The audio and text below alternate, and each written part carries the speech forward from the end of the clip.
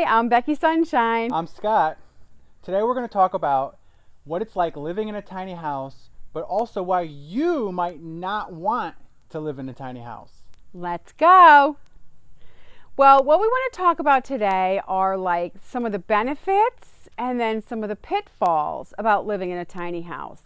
We choose to love tiny houses, but we also have to be, realistic and consider the pitfalls when we're talking about tiny houses.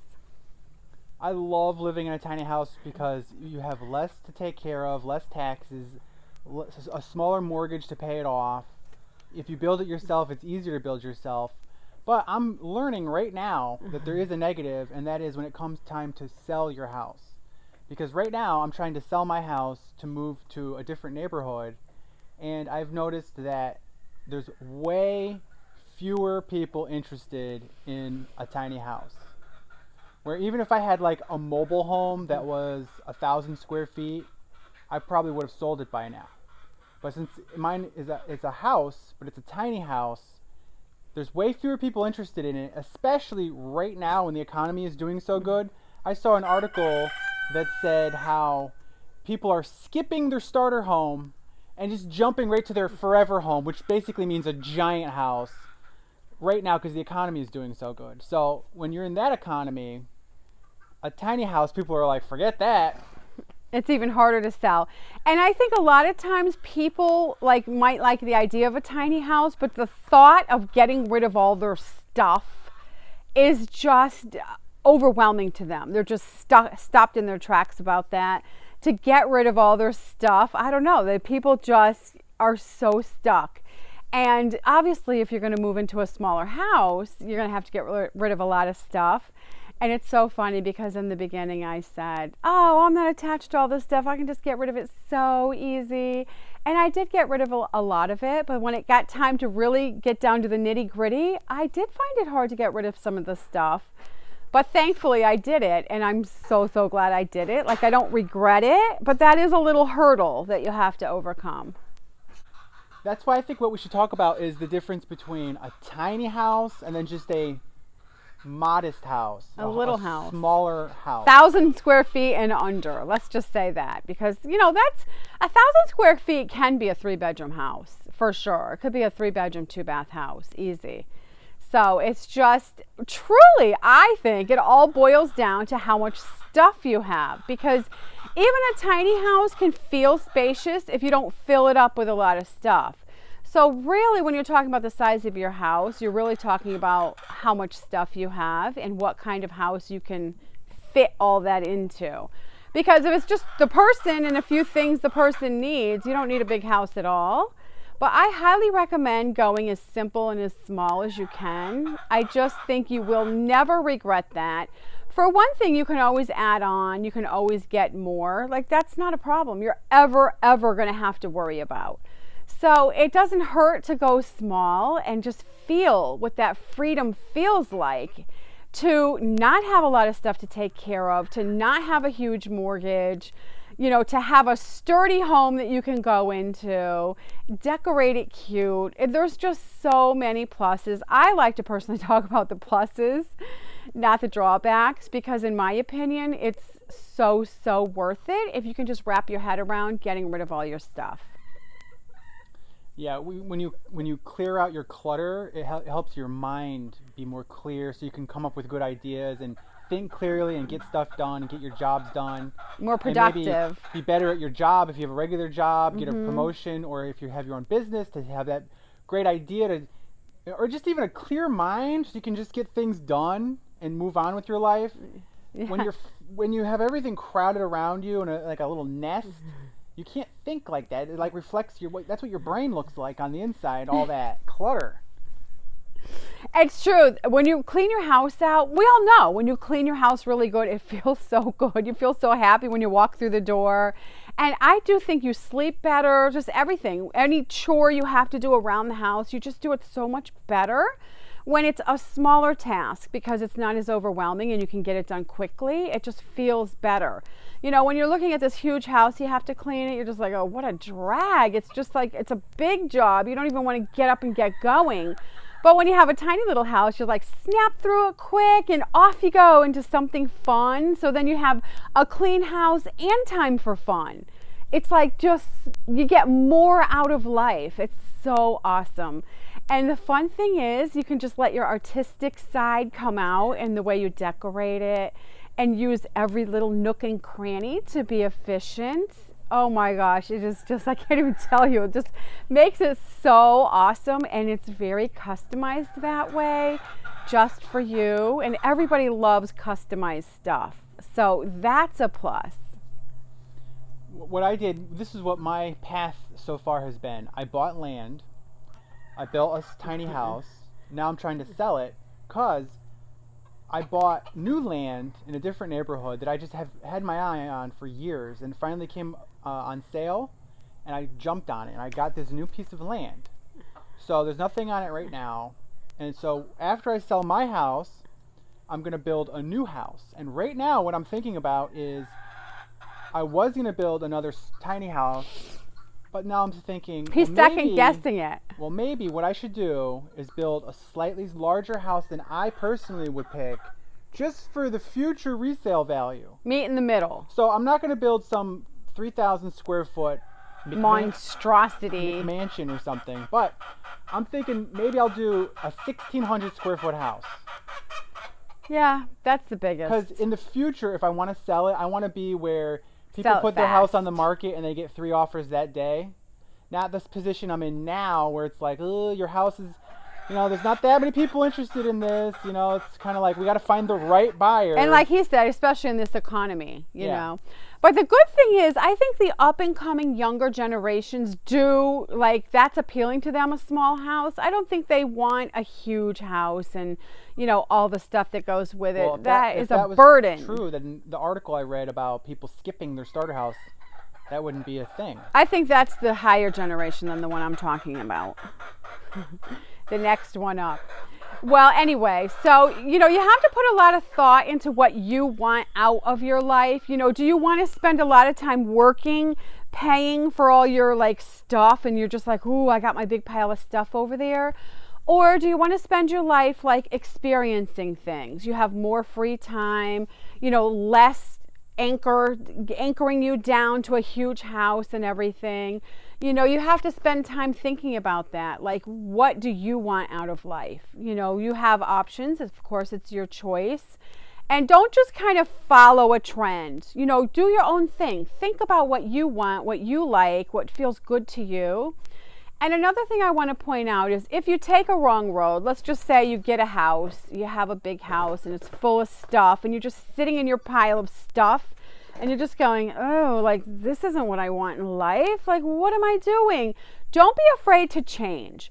Scale down, get rid of some of that stuff, sell the house, and go smaller. You're not what you could talk about to everybody watching is about thinking, this is my forever house. They're going to bury me on this land, because you said that about here, and you should tell people what your plan is now for this place. Well, I kind of did feel that way about here, just because I built my own house, and I'm just like, I don't want to lose my house I worked so hard on. I feel a strong attachment to it because I don't really feel like building another house. I mean, I could, but it's almost like I don't really feel like it, especially because I like the house I have so much. So you built your own cabin, this log cabin behind us. She built that. Yeah, and let me tell you something. That was blood, sweat, and tears. I did it kind of with zero experience, and it's I learned a lot of things the hard way. And so I bought the new piece of land, and the plan is we're going to move the log cabin to it. Right. So we already contacted a house mover. Moving houses is surprisingly common. And thank God I didn't build a big, huge house to move. That's another plus, is it's going to be easy to move my tiny little cabin. I mean, they make sheds practically that size. So that's one really, really, really good thing, that I didn't build a big, huge house. So. But you are moving. I am moving. So I think my point with all what I'm saying is always think about resale value. No matter what you do have to. Because you can't say, this is my forever house. You don't know. You could buy a mountainside with a stream out in the middle of nowhere in a pristine off-grid homestead, and in 20 years there might be a Target across the street. Or there might be they're like building some so quickly. big hotel. The suburbs come in, Yes. and you're on your mountainside off-grid homestead, and then there's a Target and a subdivision right there. You can see it out your front porch. So you always got to think about resale value, even if you're a minimalist homesteader, artist lifestyle. I find it astounding how much money these developers have and what they can do and how fast they can do it. It's almost mind-boggling. Like he said, you could think you're kind of out far enough and you're going to, stay there for decades because you just found this perfect spot. And the developers that have, it seems like endless money, just zoom, just get it done so quick. Because even right here where we are, I think in the last 6 months, not even the last year, in the last 6 months, there's so many things being built and developments like right now happening and being built. Yeah. I think we're actually going to sell these places actually easier soon because the growth is just coming this way. Yeah, and quickly. People are going to want to move here. You just start seeing those big machineries digging and moving, and you're just like, oh boy, something big is coming along soon. So, I'm not poo-pooing that. Like, I do like to go to cities. I actually love cities, to go explore around cities. I just choose not to live in a city. I just love the country life. That's just so me. I love nature and animals and stuff. So, I don't want to I know there's a lot of people that love the city, but we're just talking about a tiny house in the country. And the funny thing is, usually when you live in a city, those almost are the lifestyle we're talking about, because a lot of people in the city have tiny little apartments. That's all they can afford. It's very pricey and they don't have a lot of stuff. So it's almost that lifestyle in the house, just move it to the country. It's kind of weird when you think about it. It's my donkey over there. I don't think they can hear that on the microphone. I don't know how they would not hear that. That is so loud. So my new house, right now I'm just planning and thinking. I'm thinking right now the plan is, we talked about it in our last video, my new house is going to be a steel building. Yeah. And I'm thinking I'm going to do a 40 by 40. So it's 1,600 square feet. And that way, in the future, if I do resell it, it'll be an easier sell. But 1,600 square feet, I bet you if you asked a lot of people, they'd be like, oh my goodness, that's tiny. Oh, a lot of people, when they're looking for houses, they're like 2,000 minimum. Where I really do feel like 1,600 square foot house is ridiculous. Massive. It could be 2 houses. It's insanely, I'm almost thinking, I'm nervous, that's too big. I don't want to, but then the resale value I'm thinking about, just do it now and you'll, for the future. 16's a lot. 16 is a lot. I could say 14, maybe 12, 14. I don't know. 16 is a lot. But the good thing is, we're also going to want to do workshops and conferences. Yes. So use part of with that. the glass garage door I'm going to open that, and there's going to be a veranda, and then people can have conferences. So I think it might be fine. Because it'll be both a house and I don't know if you want to call that a workshop or studio, really. We could just call it a studio. But the key is we're not I'm having trouble selling my tiny house, so let me build a 4,200 square foot house with Italian marble everywhere. Don't go overboard. I'm let me do a 1,600 square foot house. And that's the key to success in life. Yeah, balance. It is hard to balance. You do have to think, you have to spend time thinking. And the thing is, it's hard to spend time thinking when you're 9 to 5, you got to come home, you got to cook, you got to clean, maybe take care of kids, animals. I think you should take a minute and go get him. Clean, animals, you don't seem like you have much time to yourself thinking. So it is very important to make that time so you can ponder what you want in life, you know what I'm saying, what direction you want to go to, some of the things you feel like changing. All that's important because you can watch shows, you can watch stuff on YouTube and just be like, oh, I love that. Oh, that looks cute. Oh, that looks good. But until you actually spend the time on yourself pondering what you want in life, it's hard to choose a path and start going down that path in your little baby steps. So make time for yourself, just to sit and think about what you feel is right for you.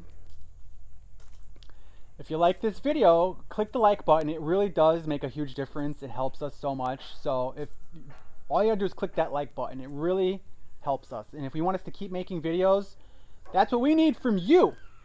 And then if you want, you can buy her book, Becky's Guide to Buying Land. The link will be in the description. We follow our own advice. I bought land, built a house. She bought this land, built a house.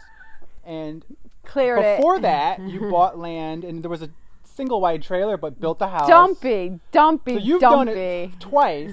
I've done it once, and now we're doing it again on the new place. So we practice what we preach. And look, we're still alive and we're like happy and healthy. So it is doable for people. The key with the book is, though, the book will pay for itself with the mistakes you'll avoid and the troubles you'll avoid, because I know somebody who just bought land and they did not read her book and they broke every rule in the book, and all now my they're rules. oh boy, it's like, well, it's too late now.